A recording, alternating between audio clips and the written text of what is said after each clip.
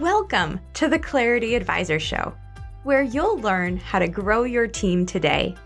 Join Ken Trupke and his guests as they discuss what works and doesn't work to grow your team in today's world. And now, your host, Ken Trupke. Hello, and welcome to the Clarity Advisor Show.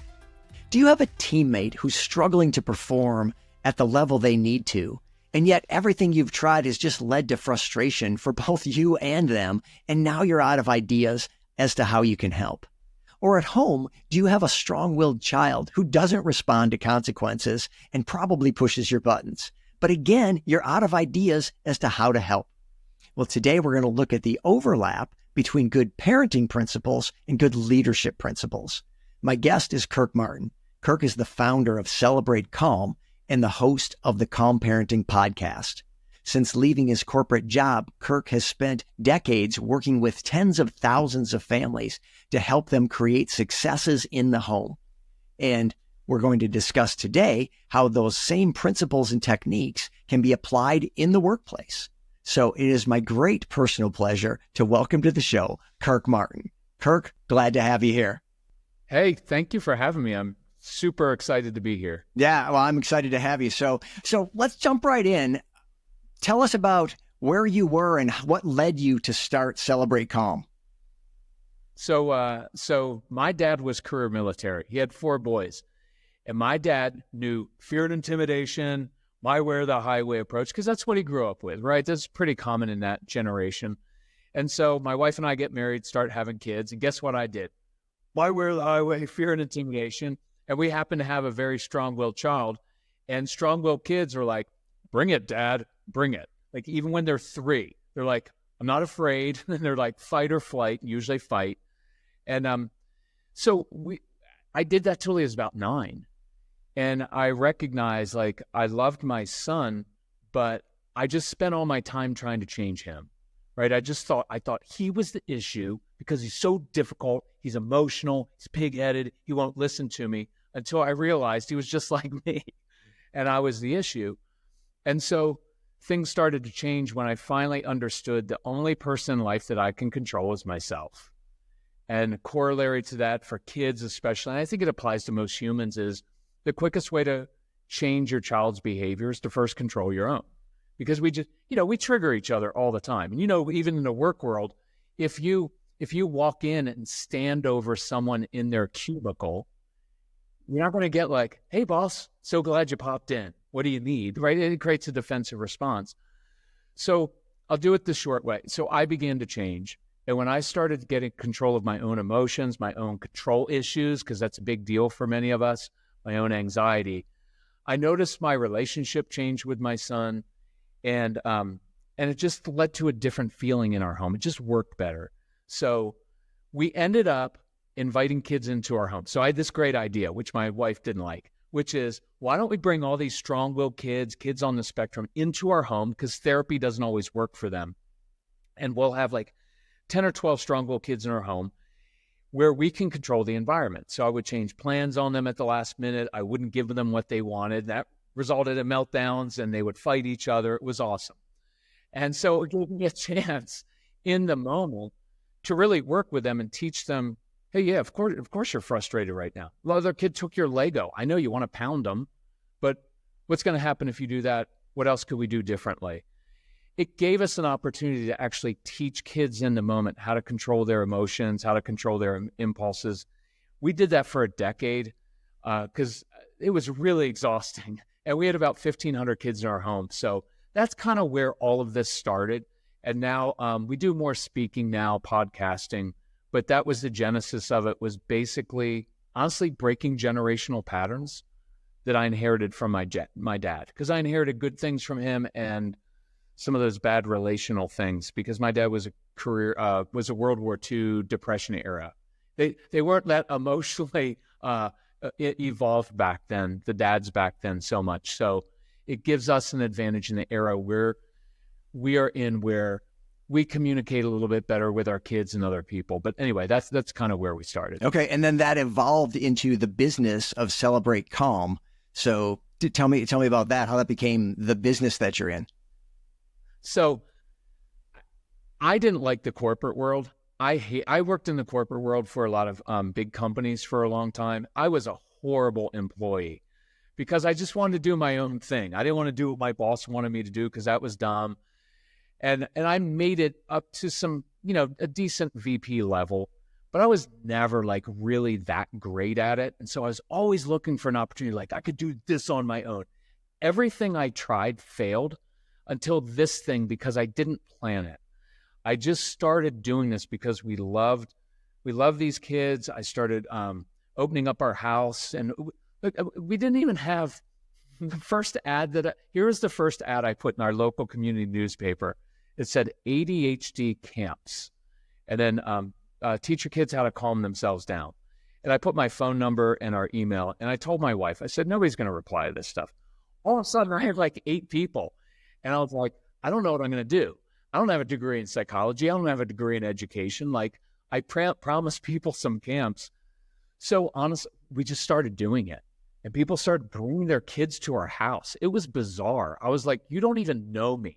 Why are you dropping your kid off at my house? But it caught on because it was so unique and different. It wasn't going into therapy to psychoanalyze them. The kids walked in and there were Legos on the floor, and I knew that it was resonating. The second summer, we had kids fly in from Finland actually to come to our house. And so it just kind of gradually, organically evolved. I was still working my corporate job.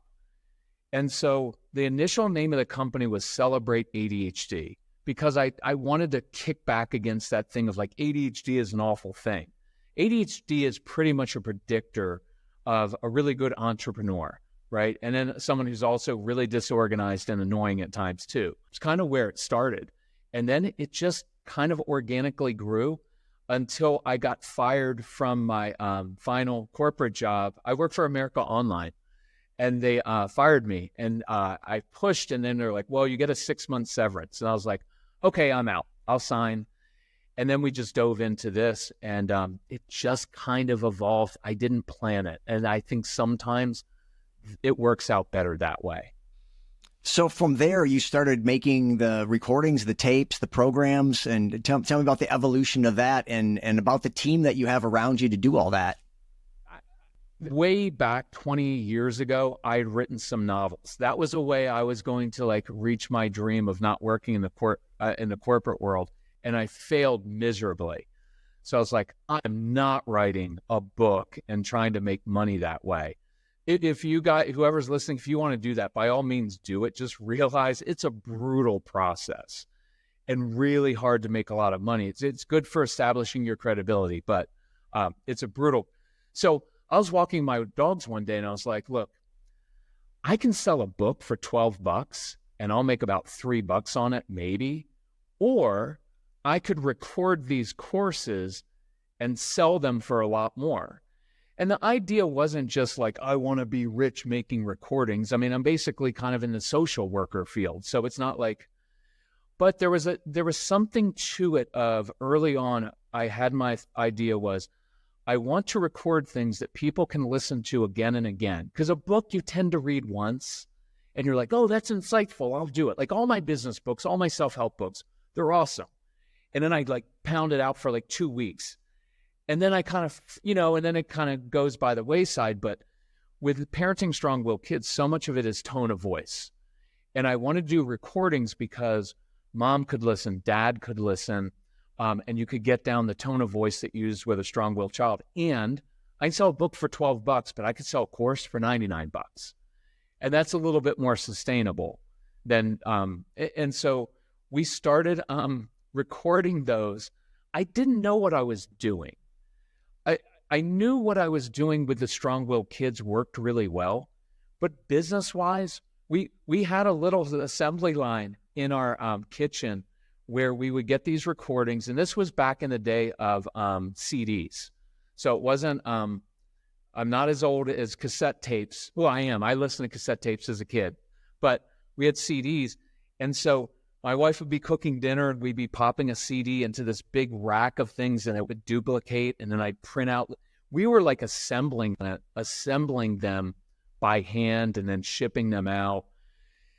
And it kind of caught on, and people really liked it. I had a newsletter at the time. I still do, but it was big back then. And I just started selling these things and then getting invited to speak. The podcasting, again, I started doing that before like Joe Rogan, before, it became popular. I was just in my basement in Nashville, and I thought maybe 8 people will hear me. And so, but nowadays, podcasting is the easiest, best way for me to communicate, and probably for you to communicate with people. It's amazing. Yeah, absolutely. I love hearing that backstory. And I had not heard a lot of that for as long as I followed you. A lot of that was new.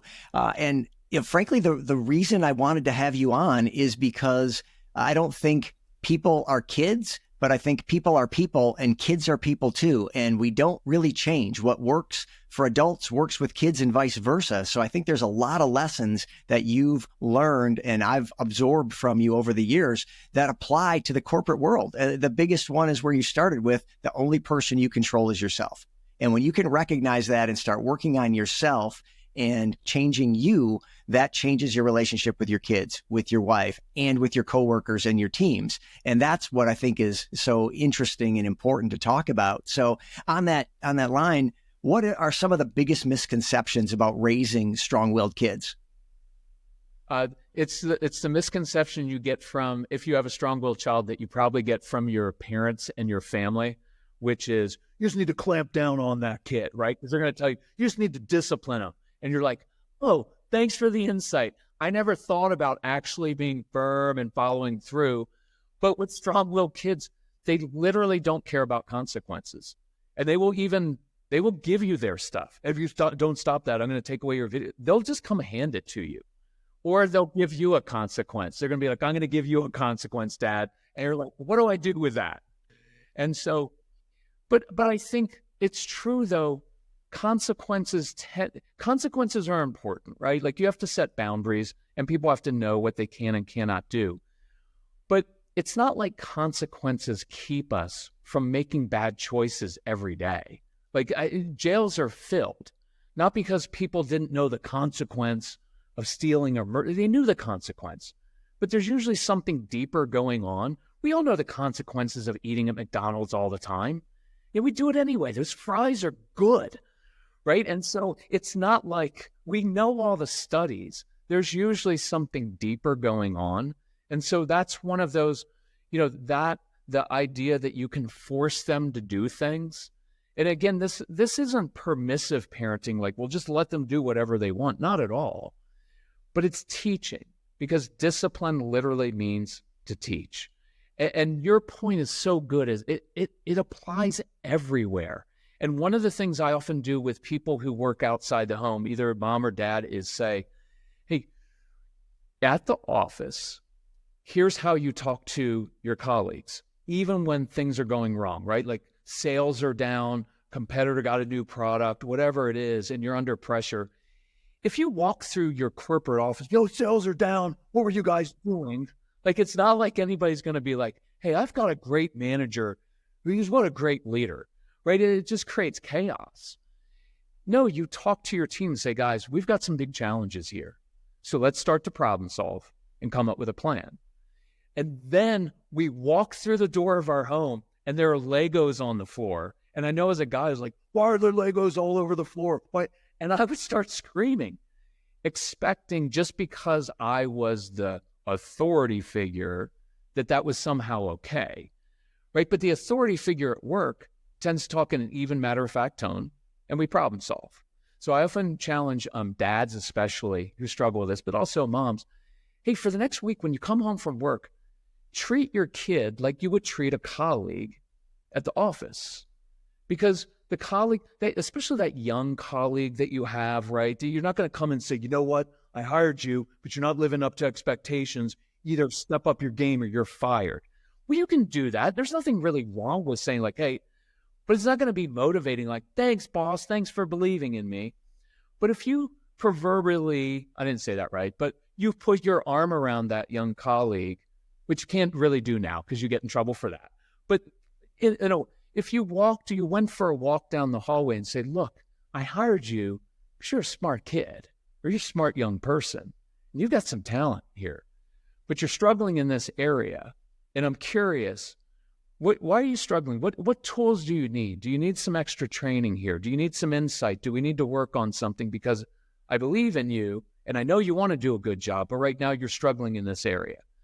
Well, that's what we do with a colleague, because we problem solve, and they're like, oh, I just need to give you some tools. So it's the same thing with a child who's being defiant, who's acting out, is to say, look, I don't think you want to spend the rest of your life in your room.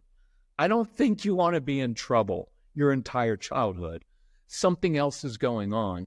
So what do we need to do to fix this? I'm not asking my child, I'm not getting on the same level. So I'm still the authority figure, but I'm just handling it in a different way that leads just to a better response from that child.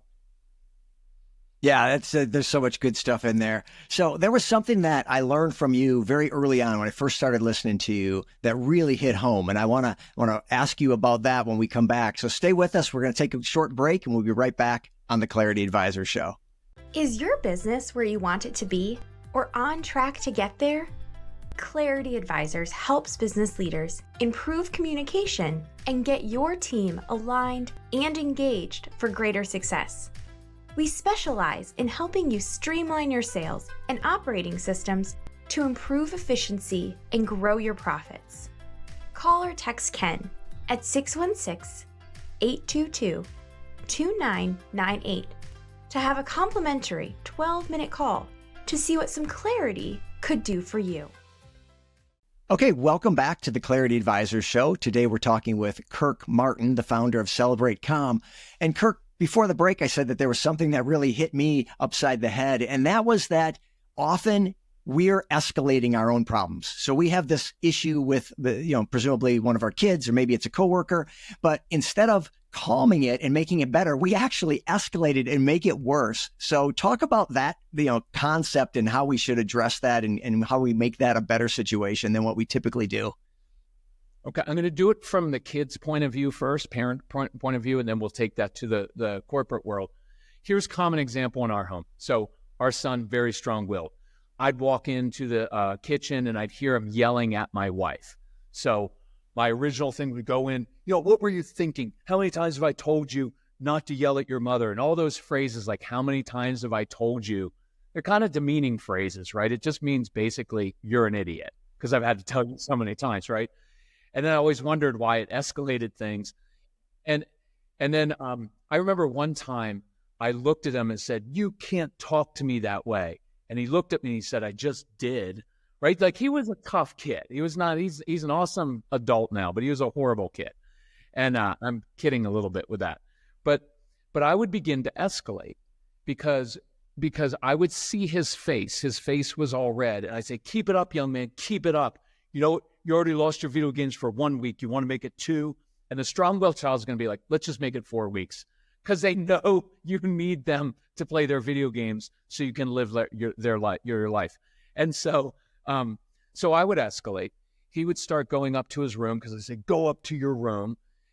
And along the way, I would notice, like, his face was red, and I knew that emotionally he was gone. And a couple things later hit me. One was, I was taking out my resentment on him. I was resentful toward my son because he was a difficult kid. And he was. Nothing was easy with him. And so anytime he would do something wrong, then I would use it as an excuse to lay into him, and I kind of justify it inside. And then the other thing that I noticed was I kind of escalated things on purpose because I wanted him to eventually slam his door and yell at me so that I could walk downstairs to my wife and say, did you hear what your son just said to me? And so you're always going to be justified in feeling angry or frustrated at a child who's not listening. You're justified, but it doesn't mean it's right to go after them, and it just doesn't work. And one of the key insights, and I don't do blame or guilt, right? It's not like you're a horrible parent. It's hard. But one of the key insights, what I was really saying to my son was this: Casey, I need you to behave, because if you don't behave and do exactly what I tell you to do, I'm not sure I can behave, and you do not want to see me angry. In many ways, I was dependent on his behavior so that I could behave. So that ruined everything. I come downstairs and I thought I had just stuck up for my wife, right? Like, I just stuck up for my wife. And she was like, no, you didn't. You just ruined the whole night. Like, now he's going to be in his room crying for 3 hours, and I'm going to have to settle him down and explain that your dad doesn't hate you. He just has some unresolved issues from childhood, right? Which we do. We all do. Don't discount. It's not psychobabble. I'm not a psychobabble guy, but we bring with us stuff from childhood. And the simple fact is, you just have to deal with it. There's no shame in it. It served us well. When we did things as a little kid, we just did things to survive and what we learned from our parents, but then that tends to come back and bite us in the butt later in life. So just deal with those things. So here's a different way to handle it. So 2 quick things I like to encourage parents to do, and even people in the corporate world. One is, before you discipline, you've got to de-escalate. Because look, even in the corporate world, on the football field, nothing good happens in the moment when everybody is tense. It just doesn't work. So I try to de-escalate first. So one of our phrases is, motion changes emotion. Motion or movement is a really good tool to get people to calm down. That was why even the example of, hey, let me take my colleague, let's go for a walk down the hall or across the corporate campus. That's why that works, because you're moving. Nobody likes, like, the big boss when he calls you in the room, come into my office, and he's sitting up really high and looking down at you.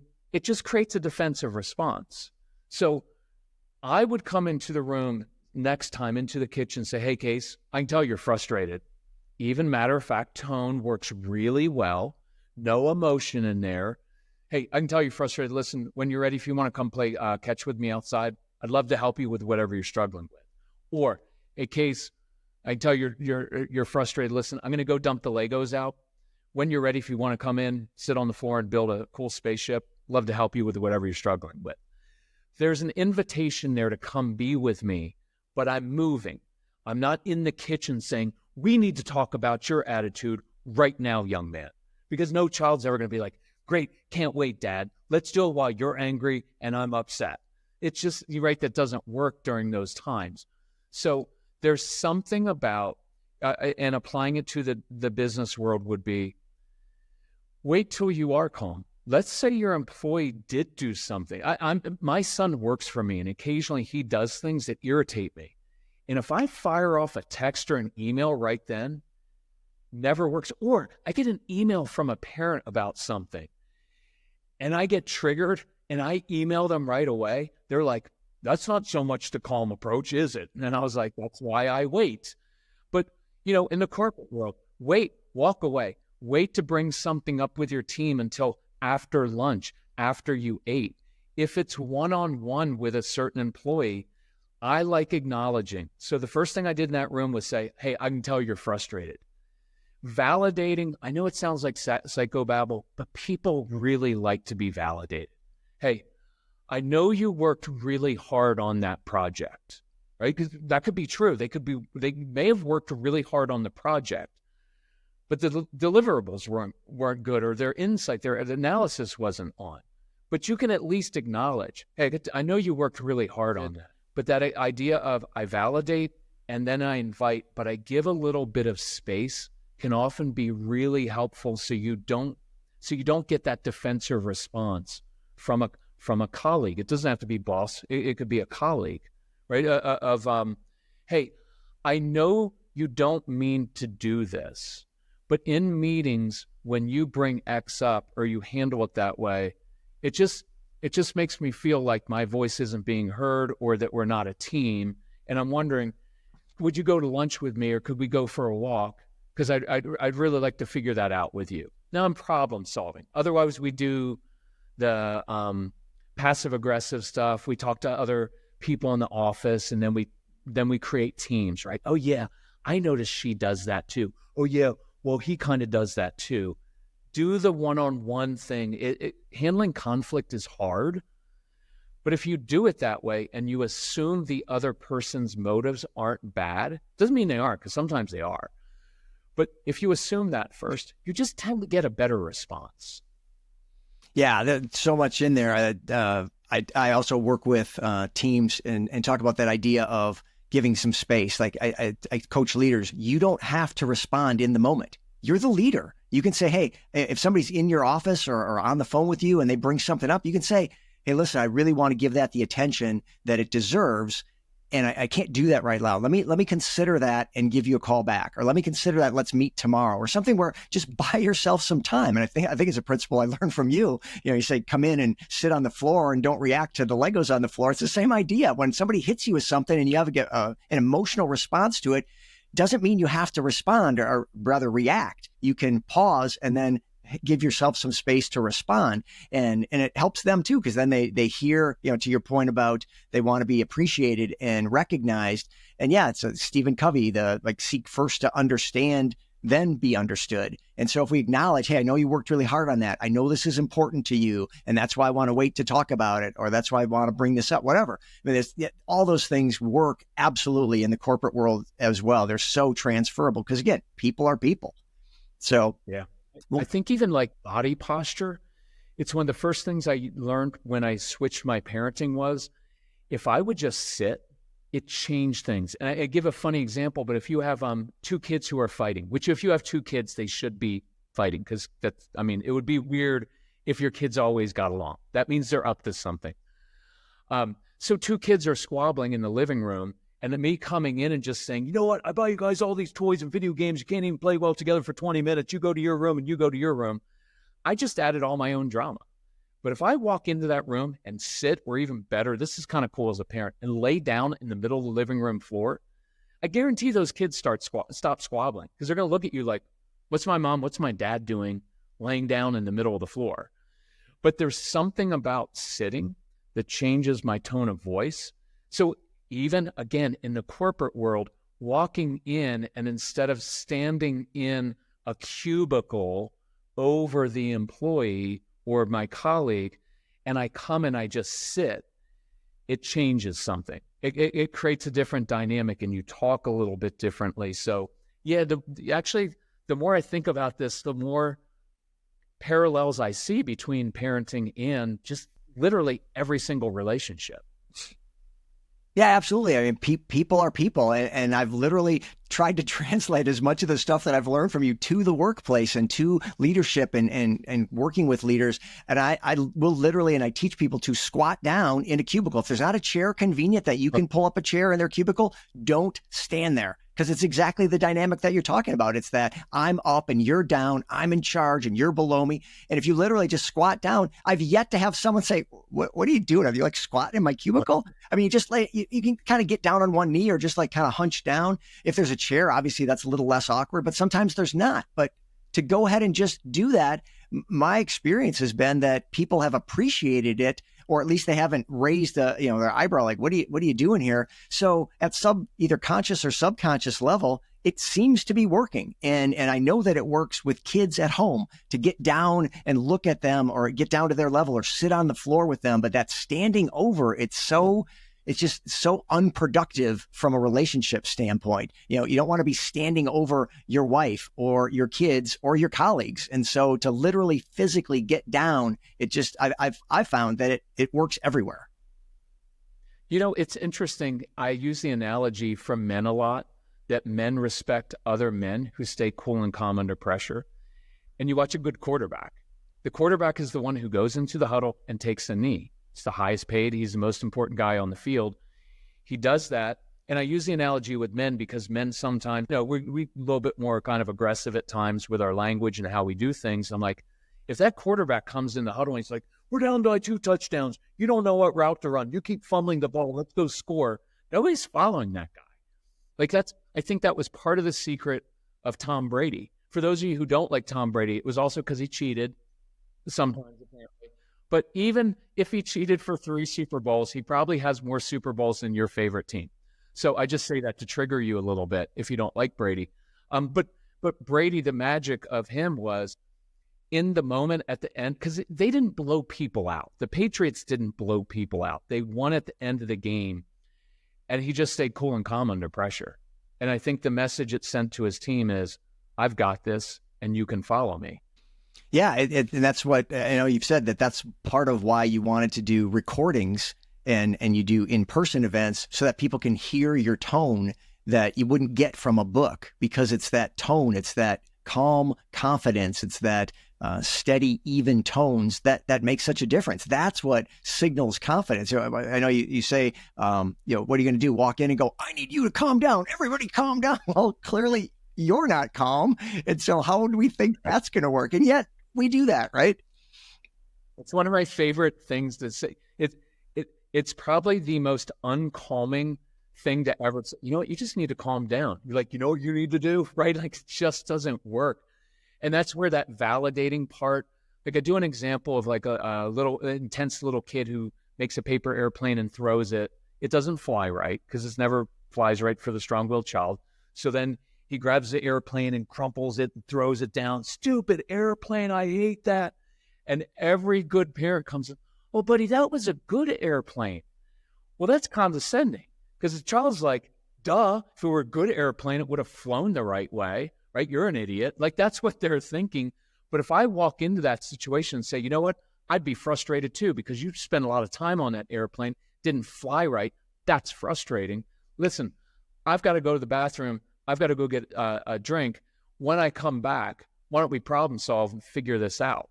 So the intensity of the validation is really important with a colleague, a coworker, with an employee of like, oh man, I'd be frustrated too if that happened with HR. I'd be frustrated if the supplier didn't get back to me in time. That's frustrating. So in that situation, I validate space. I've got to go do something. We're going to problem solve. And then I come back around. Another key principle, more so with kids, but also with everybody. People don't like to be watched while they're struggling, right? So you stand over the strong-willed child or any child and they're melting down. You know what? I'm just going to wait here until you can calm down. That doesn't work. Nobody wants to be watched at their worst moment. I mean, tell you this funny story. So I'm not far from the Grand Tetons here, and I hike quite a bit. And I was hiking up, and there was this couple from Michigan, and they were kind of struggling. So I said, hey, I'll lead you up.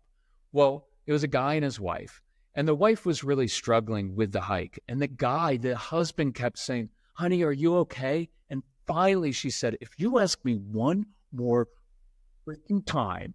So I told the dude, he didn't know me. And I said, hey, look, people don't like to be watched when they're struggling. Let's just walk ahead, because if we give her space, she'll be fine.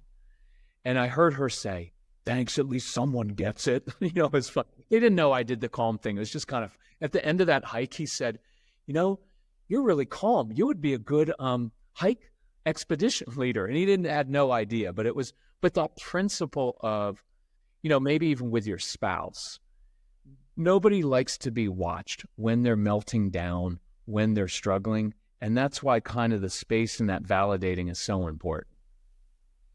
Yeah, I love that sequence of let's acknowledge the reality, to come in and go, oh, yeah, I don't know what you're so frustrated about. Well, yeah, they're frustrated because something went wrong. And so to validate, yeah, I get it. You're frustrated. I would be too. I love that. So you validate, and then hey, I'm going to go do X, Y, Z, and come back, and so you give them that space, and then the problem solving. So that acknowledgement, validation, space to let them kind of recover and give you a chance. I think as a leader, sometimes it's helpful too, because, we hear about this situation. We're like, oh, now I'm frustrated too.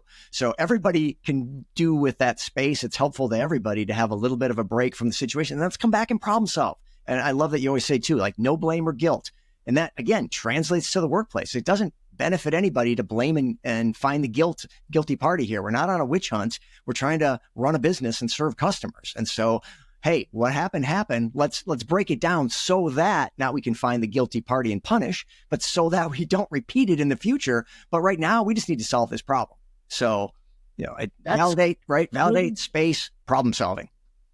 Yeah. When you were saying that, that's kind of like the discipline process of, hey, look, you messed up. I get it. You're a kid. It's going to happen.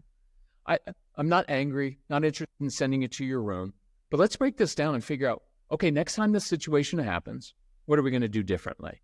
So you had a sales call. It didn't go well. You didn't handle. We lost that contract with a big customer. So Obviously, we don't want that happening a lot, but how do we break it down, right? Because if you're like, you better think about your future here. None of that really works, right? It just causes people to tense up. But if you can lead them and say, because you're teaching, right? And discipline means to teach. And now I'm going to teach my coworker or my employee, hey, next time you're in a sales call and they bring that up, here's a different way to handle it. And then you actually can even role play. I do that with little kids sometimes. If they mess up in the home, I'll be like, hey, 2 choices. One is you lose all your stuff, consequence, or we rewind and replay that scene. And with little kids, we actually rewind, like they walk backwards out of the room. It's kind of fun. And then I physically just replay that of like, hey, why don't you walk into the kitchen again, talk to your mom in a different way or handle that in a different way. But you can do that. Don't make people walk backwards in the corporate world unless maybe you work at Google. It might be fun, but with younger people. But yeah, that whole idea of teaching applies everywhere. And again, we tend to do that better at times in the corporate world than we do at home. So yeah, for the next week, just treat your kids like you would treat a colleague. Yeah. See what happens. Yeah. No, literally just that simple. I think the control yourself, look in the mirror for the problem first, and then just treat your kids like you would treat your colleagues. And just those 2 small pieces of advice, it's like an 80-20 thing. Like you'll get a lot of mileage out of just doing those things. I also personally recognized so many things when I kind of got that concept of, treat, your family, your kids like you would a colleague. I didn't acknowledge until I started looking for it, how often I was doing the opposite. How often I would, there's no way I would talk to a colleague the way I was talking to the kids. And you start seeing that and you realize, oh, and then you try it like, well, what if I did talk to them like I would, with the same level of respect and even tone and all the things that I do at work? What if I try? And who knew? It works great. Because again, people are people, and the same thing that works with an adult often will work with a kid. So especially the strong-willed kids who are already 2 steps ahead of you because they're just like you, right? So.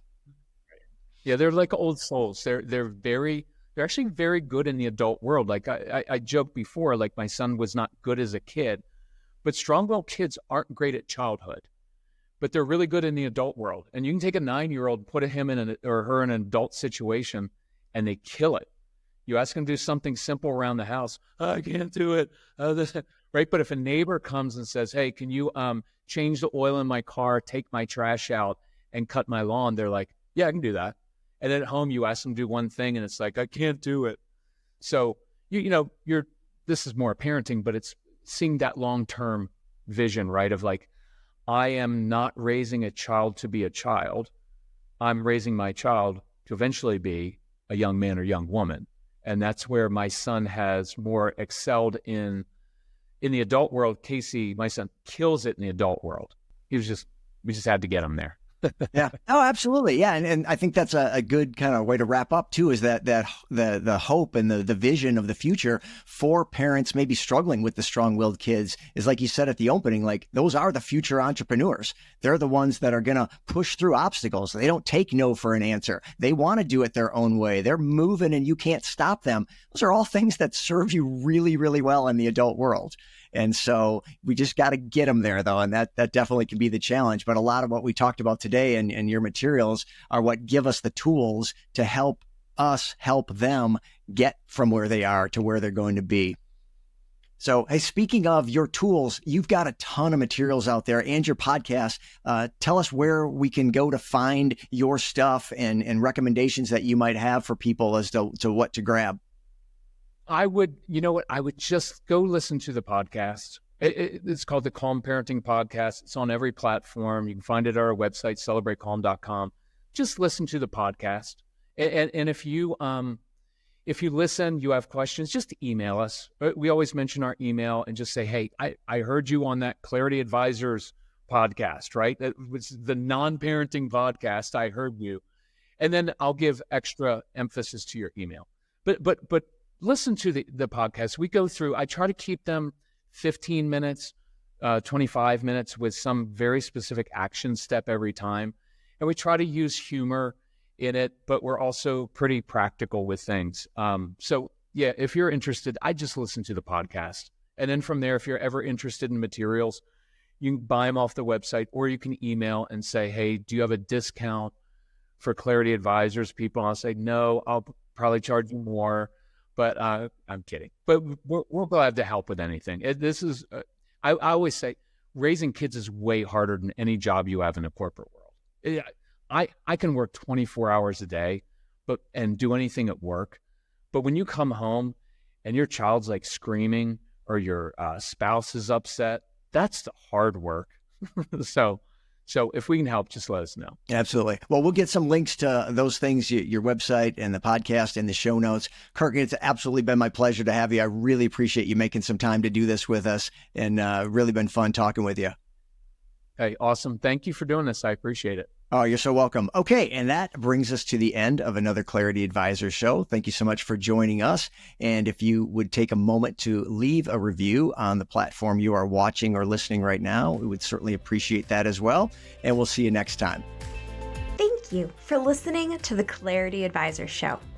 Clarity Advisors is a speaking, training, and consulting firm specializing in helping you simplify your sales and operating systems to improve efficiency and grow your profits.